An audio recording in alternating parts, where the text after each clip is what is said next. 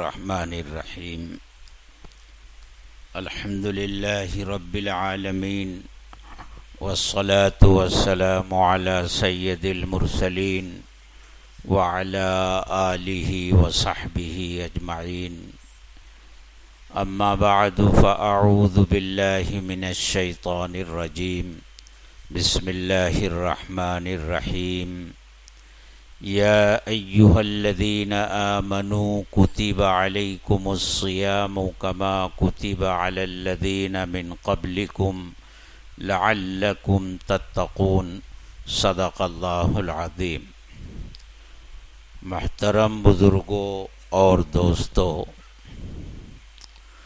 روزہ اسلام کی بنیادی عبادتوں میں سے ایک اہم عبادت ہے، اور بظاہر اس عبادت میں جتنی مشقت اٹھانی ہوتی ہے دوسری عبادتوں میں اتنی مشقت نہیں ہوتی، لیکن اللہ تبارک و تعالی اپنے بندوں پر ان کی طاقت سے زیادہ بوجھ نہیں ڈالتے۔ اس کا مطلب یہ ہے کہ انسان کے اندر یہ طاقت ہے کہ وہ روزے کی مشقت کو برداشت کر سکے۔ اگر انسان کے اندر روزے کی مشقت برداشت کرنے کی طاقت نہ ہوتی تو اللہ تبارک و تعالی روزوں کو فرض نہ فرماتے۔ انسان کے اندر اس کو برداشت کرنے کی طاقت ہے، پھر بھی اللہ تعالی نے بڑی حکمت کے ساتھ انسانوں کو روزہ رکھنے کا خوگر بنایا ہے، ان کو عادت ڈلوائی ہے۔ اس لیے اللہ تعالی نے بیک وقت روزے کو فرض نہیں فرما دیا، بلکہ ترتیب سے اس کو فرض فرمایا۔ پہلے اللہ تعالی نے روزہ اس طرح فرض فرمایا کہ جو لوگ روزہ رکھنے کی طاقت رکھتے ہیں وہ بھی روزہ رکھیں، مالدار بھی رکھیں، غریب بھی رکھیں۔ البتہ جو لوگ روزہ نہ رکھ کر کے روزے کا فدیہ دینا چاہتے ہیں تو وہ روزے کا فدیہ دے دیا کریں، لیکن ان کے لیے بھی بہتر یہی ہے کہ وہ روزہ رکھ لیا کریں۔ اس طرح سہولت کے ساتھ اللہ نے روزے کو فرض فرمایا کہ روزہ فرض تو ہے، اگر روزہ رکھنا چاہو تو روزہ رکھ لو، اور اگر روزہ نہیں رکھنا چاہتے ہیں تو ہر روزے کے بدلے فدیہ دے دیا کرو۔ یہ سہولت دی اللہ تعالی نے، لیکن پھر اس کے بعد اللہ تعالی نے یہ سہولت ختم فرمائی اور ارشاد فرمایا جس کو رمضان المبارک کا مہینہ ملے اس کے لیے روزہ رکھنا فرض ہے۔ اب یہ اجازت نہیں ہے کہ روزے کے بدلے فدیہ دے دے، بلکہ روزہ رکھنا ہی ضروری ہے۔ لیکن اس وقت بھی روزے کا جو وقت تھا وہ بہت لمبا تھا۔ افطار کی اجازت صرف سورج غروب ہو اور جب تک آدمی سو نہ جائے، بس اس وقت تک وہ کھا پی سکتا تھا۔ روزہ افطار کیا اور پھر سو گیا تو اب وہ کچھ کھا پی نہیں سکتا، تو اس طرح روزہ بہت لمبا ہوا کرتا تھا۔ پھر کچھ واقعات ایسے پیش آئے کہ ایک صحابی جو کھیتوں میں کام کرتے تھے، دن بھر کا ان کا روزہ تھا، رات سے روزہ تھا، دن بھر کا روزہ تھا، پھر وہ گھر آئے، روزہ افطار کیا اور بیوی کھانا تیار کرنے لگی کہ وہ سوئے لیٹے اور سو گئے، اب کھانا نہیں کھا سکتے۔ پھر پوری رات اور پورا دن کا روزہ، یہاں تک کہ جب دن کا آخری پہر ہوا تو ان کی حالت غیر ہو گئی، ان کی برداشت سے باہر ہو گیا۔ تو پھر اللہ تبارک و تعالی نے آخری حکم دیا کہ اب روزے کا وقت صبح صادق سے لے کر کے اور غروب آفتاب تک ہے۔ فرمایا کھاؤ اور پیو یہاں تک کہ سفید دھاگا کالے دھاگے سے الگ ہو جائے۔ سفید دھاگا کالے دھاگے سے الگ ہونے کا مطلب یہ ہے کہ سفید دھاگے سے مراد صبح صادق اور کالے دھاگے سے مراد رات، کہ جب رات سے صبح ممتاز ہو جائے تو اب وہاں تک کھاؤ پیو، اب اس کے بعد کھانے پینے کی اجازت نہیں ہے۔ ایک صحابی ہیں حضرت عدی ابن حاتم رضی اللہ تعالی عنہ، جب یہ آیت نازل ہوئی تو ان کا حال یہ تھا کہ وہ اپنے تکیے کے نیچے ایک سفید رنگ کا دھاگا اور ایک کالے رنگ کا دھاگا رکھتے تھے اور اس کو اٹھا اٹھا کر کے دیکھتے رہتے تھے، کہ جب سمجھ میں آنے لگتا تھا کہ یہ سفید ہے اور یہ کالا ہے تب کھانا بند کرتے تھے، اور جب تک ان کی سمجھ میں نہیں آتا تھا کہ سفید کون ہے اور کالا کون ہے اس وقت تک کھاتے رہتے تھے۔ اللہ کے رسول صلی اللہ علیہ وسلم کو اس کی اطلاع دی گئی کہ عدی ابن حاتم تو ایسا کرتے ہیں، تو آپ نے ارشاد فرمایا عدی کا تکیہ کتنا بڑا ہو گیا ہے کہ اس کے تکیے کے نیچے رات اور دن آ گئے۔ کہنے کا مطلب یہ تھا کہ سفید دھاگے سے مراد تو صبح کا اجالا ہے، دن ہے، اور کالے دھاگے سے مراد رات ہے۔ عدی نے اس آیت سے حقیقت میں کالا اور سفید دھاگا سمجھ لیا، جبکہ مراد دن اور رات ہے۔ عدی کا تکیہ کتنا بڑا ہو گیا کہ اس کے نیچے رات اور دن آ گئے۔ میرے دوستو، یہیں سے ایک بات اور نکل کر کے ہمارے سامنے آتی ہے کہ قرآن کریم کو سمجھنے کے لیے صرف عربی زبان کا جان لینا کافی نہیں ہے۔ حضرت عدی بن حاتم رضی اللہ تعالی عنہ ان کی زبان عربی تھی، لیکن وہ بھی اس آیت کا مطلب نہیں سمجھ سکے۔ تو قرآن سمجھنے کے لیے صرف عربی زبان کا جان لینا کافی نہیں ہے، یا قرآن کے ترجمہ پڑھ لینے سے قرآن کا سمجھنا نہیں آ جاتا۔ قرآن سمجھنا چاہیے، قرآن کی تلاوت بھی کرنی چاہیے اور قرآن کو سمجھنے کی کوشش بھی ہونی چاہیے، لیکن اس کا راستہ یہ بتایا گیا ہے کہ ہمارے جن معتبر علماء نے قرآن کریم کی تفسیریں لکھی ہیں، اردو زبان میں لکھی ہیں، ان میں سے کسی ایک معتبر عالم کی تفسیر آپ پڑھیے اور کسی عالم کی نگرانی میں پڑھیے۔ بہت سے مقامات ایسے آئیں گے کہ آپ کی سمجھ میں نہیں آئے گا یا کچھ سمجھ میں آئے گا، تو کسی عالم کے سامنے وہ بات رکھیے کہ بھئی میں نے یہ آیت پڑھی، اس کا یہ مطلب بیان کیا گیا ہے، میری سمجھ میں یہ آتا ہے، اس کا کیا مطلب ہے۔ کسی عالم کی رہنمائی میں آپ قرآن کریم کا مطالعہ کریں۔ میرے دوستو، کوئی بھی دنیا کا علم استاذ کے ذریعے سیکھے بغیر نہیں آتا۔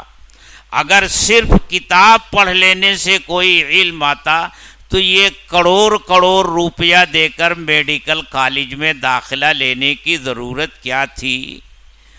انگریزی زبان بچہ جانتا ہے، میڈیکل لائن کی کتابیں مارکیٹ میں موجود ہیں، وہ اپنے گھر لا کر بیٹھ کر پڑھتا اور ڈاکٹر بن جاتا۔ لیکن حقیقت یہ ہے کہ ایسا ڈاکٹر دنیا کو نہیں قبرستان کو زیادہ آباد کرتا ہے۔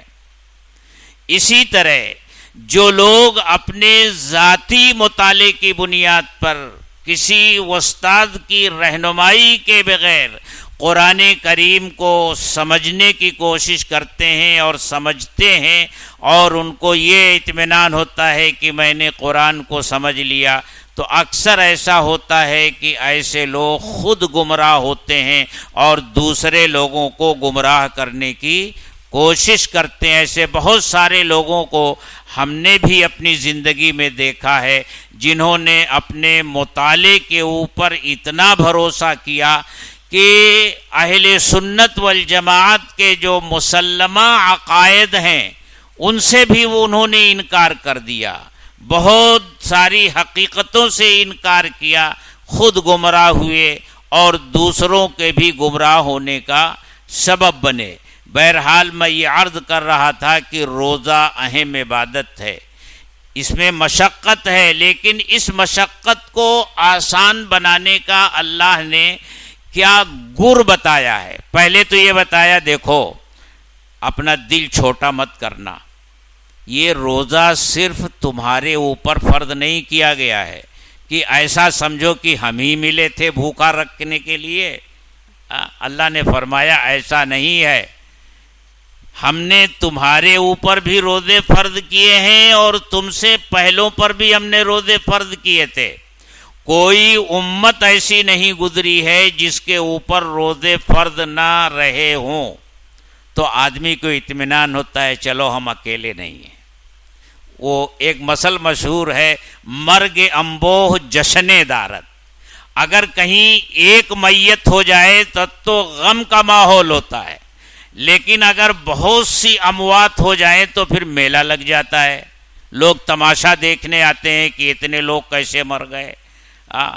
تو اکیلے کسی کے اوپر کوئی مشقت آتی ہے تو آدمی زیادہ محسوس کرتا ہے، اور جب وہ دیکھتا ہے کہ اسی بخار میں یہ بھی مبتلا ہیں، یہ بھی مبتلا ہیں، یہ بھی مبتلا ہیں، یہ بھی، تو اس کو زیادہ ہونی، چلو میں اگر بیمار ہوں تو یہ بیماروں کا مجمع ہے، اس کو تھوڑی سی تسلی ہو جاتی ہے۔ تو اللہ تعالیٰ نے یہ تسلی دی کہ اے ایمان والو، تمہارے اوپر روزے فرض کیے گئے جیسا تم سے پہلوں پر فرض کیے گئے تھے، یعنی پچھلی امتوں پر بھی روزے فرض تھے، اس لیے زیادہ اپنے اوپر بوجھ مت لو کہ ہمارے ہی لیے یہ مشقت کا کام تھا، نہیں، روزے سب پر فرض کیے گئے۔ اور پھر اللہ تعالیٰ نے فرمایا دیکھو سال کے 12 مہینے تو کھاتے پیتے ہو، سال کے 12 مہینے ہوتے ہیں، 11 مہینے تو کھاتے پیتے ہو، ایک مہینہ اگر تھوڑا کھانے پینے کا ٹائم بدل دو گے تو اس سے کیا فرق پڑے گا؟ ایام معدودات، چند دن ہیں، یہ ایک مہینہ یہ چند ہی دن تو ہیں، 365 360 دنوں میں یہ چند ہی دن تو ہیں، 30 دن یا 29 دن۔ تو اس طرح اللہ نے تسلی دی، اور ایک بات اور فرمائی کہ دیکھو ہم یہ روزہ تم سے اس لیے رکھواتے ہیں تاکہ تم متقی بن جاؤ، تمہاری زندگی میں تقوی آ جائے۔ یہ تقوی کی ٹریننگ ہے، یہ اس کی تربیت ہے۔ تقوی کہتے کسے ہیں؟ آدمی کی اپنی خواہشات سے جب حکم شریعت کا کوئی ٹکرائے، ایک طرف شریعت کا حکم ہو، ایک طرف اپنی خواہش ہو، دل تو کہتا ہے یہ کام کرو لیکن شریعت کہتی ہے ہرگز نہیں، وہ کام مت کرنا، یہ کام کرو، تو آدمی اپنے دل پر جبر کر کے یہ کام کرتا ہے۔ روزے میں یہی تو ٹریننگ دی جا رہی ہے، سخت گرمی پڑ رہی ہے، حلق میں کانٹے پڑ رہے ہیں، پیاس لگی ہوئی ہے، بھوک لگی ہوئی ہے، نفس چاہتا ہے کہ کھاؤ، نفس چاہتا ہے کہ کوئی ٹھنڈی چیز پیو، لیکن شریعت کہتی ہے نہیں، کھانا نہیں ہے، پینا نہیں۔ ایک مہینے تک یہ ٹریننگ دی جاتی ہے اپنے نفس کو قابو رکھنے کی، اور جب یہ ٹریننگ 1 مہینہ ہم حاصل کر لیں گے تو انشاءاللہ سال بھر کے لیے ہمیں یہ ٹریننگ مل جائے گی کہ جب کہیں ایسا کوئی موقع آئے گا کہ شریعت کے حکم سے ہماری کوئی خواہش ٹکرائے گی تو انشاءاللہ ہم اپنی خواہش کو کنارے رکھ کر شریعت پر عمل کرنے والے بن جائیں گے. یہی مقصد ہے روزے کا. اسی لیے اللہ نے فرمایا یہ روزے تمہارے اوپر اس لیے فرض کیے گئے ہیں لعلکم تتقون، تاکہ تمہاری زندگی میں تقوی آ جائے. اور تقوی ہی میرے دوستو دین کا خلاصہ ہے، دین کا لب لباب ہے، دین کا مغز ہے. تقوی آ جائے زندگی میں، اور ہر عبادت کا مقصد تقوی ہی ہے. تو میرے دوستو یہ مبارک مہینہ اللہ تبارک و تعالی نے ہمیں اور آپ کو ایک مرتبہ پھر عطا فرمایا ہے. اس کی ہمیں اور آپ کو قدر کرنی ہے، اس کو ضائع نہیں کرنا ہے. روزے رکھنے ہیں، تراویح پابندی سے پڑھنی ہے، عبادتوں کا اہتمام کرنا ہے. اس ماہ مبارک کے ساتھ اللہ کے کلام کو بڑی مناسبت ہے، قرآن کریم کو بڑی مناسبت ہے. جتنی آسمانی کتابیں اور صحیفے اللہ نے نازل فرمائے ہیں سب اسی ماہ مبارک میں نازل فرمائے ہیں. اس کا تقاضا یہ ہے کہ ہم اپنی نفلی عبادتوں کے ساتھ قرآن کریم کی تلاوت میں اضافہ کریں. جتنا ہو سکے اپنا وقت قرآن کریم کی تلاوت میں لگائیں، اور اللہ سے یہ دعا مانگتے رہیں کہ اے اللہ ہمارے روزوں کو قبول کر لے، ہماری تراویح کو، ہماری ٹوٹی پھوٹی عبادتوں کو قبول کر لے. تو نے یہ مبارک مہینہ دیا ہے تو اس مبارک مہینے میں ہماری مغفرت فرما دے، جہنم سے آزادی کا پروانہ عطا فرما دے. اللہ سے یہ مانگتے رہیں. الحمدللہ رب العالمین والصلاة والسلام علی سید المرسلین وعلی آلہ واصحابہ اجمعین. ربنا ظلمنا انفسنا وإن لم تغفر لنا وترحمنا لنكونن من الخاسرین. لا الہ الا انت سبحانک انی کنت من الظالمین. لا الہ الا انت سبحانک انی کنت من الظالمین. اے اللہ ہم سب تیرے گنہگار بندے ہیں، ہمارے گناہوں کو معاف فرما دے، ہماری خطاؤں سے درگزر فرما دے. چھوٹے بڑے، کھلے ہوئے، چھپے ہوئے، ہر طرح کے گناہوں کو اے اللہ معاف فرما دے. اے اللہ یہ پوری زندگی گناہوں میں گزر گئی. یا اللہ پوری زندگی گناہوں میں گزر گئی ہے. چھوٹے بڑے اتنے گناہ کیے ہیں کہ جن کی گنتی نہیں ہے. اے اللہ تو سال میں بار بار ایسے مواقع ہم گنہگار بندوں کو عطا فرماتا رہتا ہے کہ اس میں ہم اپنے گناہوں سے توبہ کر کے گناہوں سے اپنے آپ کو پاک صاف کر لیں. لیکن اے اللہ ہمارے ساتھ ہمارا نفس بھی ہے، شیطان بھی ہے. اے اللہ ہم ان مواقع کو اب تک گنواتے رہے ہیں، اور اے اللہ تیری نعمتوں کی ناقدری اور ناشکری کرتے رہے ہیں.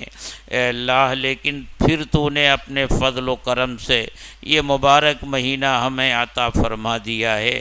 اے اللہ اس مبارک مہینے میں ہم سب کی مغفرت فرما دے، ہمارے گناہوں کو معاف فرما دے، خطاؤں سے درگزر فرما دے. اے اللہ ہم اپنے کیے ہوئے پر نادم ہیں، شرمندہ ہیں، پشیمان ہیں. اے اللہ ہمارے اوپر رحم کا، کرم کا، عفو درگزر کا معاملہ فرما دے. اے اللہ تو مانگنے والے بندوں کو پسند فرماتا ہے. اے اللہ ہم سب تیرے سامنے ہاتھ پھیلائے ہوئے اپنے گناہوں کی بخشش کی بھیک مانگ رہے ہیں. ہم سب تیرے در کے فقیر ہیں، تیرے در کے منگتا ہیں، سوالی ہیں، تیرے در پر آئے ہیں، ہاتھ پھیلائے ہوئے ہیں. اے اللہ ہمارے گناہوں کو معاف فرما دے، ہماری خطاؤں سے درگزر فرما دے. اے اللہ اس ماہ مبارک میں ہمیں ان خوش نصیب انسانوں میں سے بنا دے جن کی مغفرت ہو جاتی ہے اور جہنم سے آزادی کا پروانہ مل جاتا ہے. اے اللہ اے اللہ ان بندوں میں سے مت بنا جن کے لیے جبریل نے بد دعائیں کی ہیں اور تو نے اس پر آمین کہی ہے۔ اے اللہ تو نے رمضان کا مہینہ عطا فرمایا، تو اس کی قدر کی توفیق عطا فرما دے۔ اے اللہ آج اس کا ایک روزہ ہم نے رکھا، اے اللہ یہ سچ ہے کہ جیسا حق ہے روزے کا ہم ادا نہیں کر سکے، تراویح ہم نے پڑھی، جیسا حق ہے اس کا ہم ادا نہیں کر پا رہے۔ اے اللہ محض اپنے فضل و کرم سے ہمارے روزوں کو قبول فرما لے، ہماری عبادتوں کو قبول فرما لے، ہماری تلاوتوں کو قبول فرما لے۔ اے اللہ اپنی رضا والے اعمال کی توفیق نصیب فرما دے، نامرضیات سے ہم سب کی حفاظت فرما دے۔ اے اللہ نامرضیات سے ہم سب کی حفاظت فرما دے۔ اے اللہ ایسے کام کرنے کی توفیق عطا فرما جس سے تو خوش ہوتا ہے، اور ایسے کاموں سے حفاظت فرما جس سے تو ناراض ہوتا ہے۔ اے اللہ ہمارے حال پر رحم فرما، ہم کمزور ہیں، بے بس ہیں۔ اے اللہ تیرا عذاب بڑا سخت ہے، تیری پکڑ بہت سخت ہے۔ اے اللہ قبر کا عذاب بڑا بھیانک ہے، اے اللہ جہنم کا عذاب بڑا بھیانک ہے۔ اے اللہ ہم تیرے کمزور بندے ہیں، اے اللہ اس کی تاب اور طاقت ہم نہیں رکھتے۔ اے اللہ عذاب قبر سے تو ہی ہمیں محفوظ رکھ سکتا ہے۔ تیرا رحم، تیرا کرم، تیرا عفو، تیرا درگزر اور تیرا معاف کرنا ہی ہمارا سب سے بڑا سہارا ہے۔ اے اللہ ہمیں معاف فرما دے، ہماری خطاؤں سے درگزر فرما دے، عذاب قبر سے حفاظت فرما دے۔ اے اللہ قبر تنہائی کی جگہ ہے، کیڑے مکوڑوں کی جگہ ہے، اے اللہ بالکل اندھیری جگہ ہے، اے اللہ وحشتناک جگہ ہے۔ اے اللہ عذاب قبر سے ہماری حفاظت فرما، جہنم کے آگ سے ہماری حفاظت فرما۔ اے اللہ جب تک اس دنیا میں رہیں اسلام کے ساتھ زندہ رہیں، خاتمہ ہو تو ایمان پر ہو، مرتے وقت کلمہ شہادت نصیب فرما۔ اے اللہ ہم جن لوگوں نے دعاؤں کے لیے کہا ہے، لکھا ہے یا ان کا ہم پر حق ہے، تمام کے جائز دلی مقاصد پورے فرما دے۔